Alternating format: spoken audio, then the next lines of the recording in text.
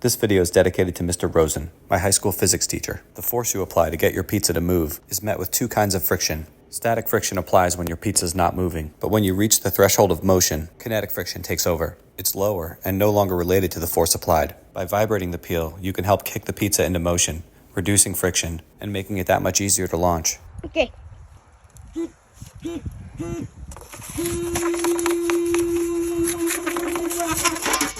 So here it is, a professional grade metal pizza peel with an actuator button that causes the entire paddle to vibrate. When the pizza's been sitting on the peel too long and gets stuck, this particular frequency of vibration will change the friction coefficient from static to kinetic. It worked so well that I did a search and filed a provisional patent so I can make these things and send them to you.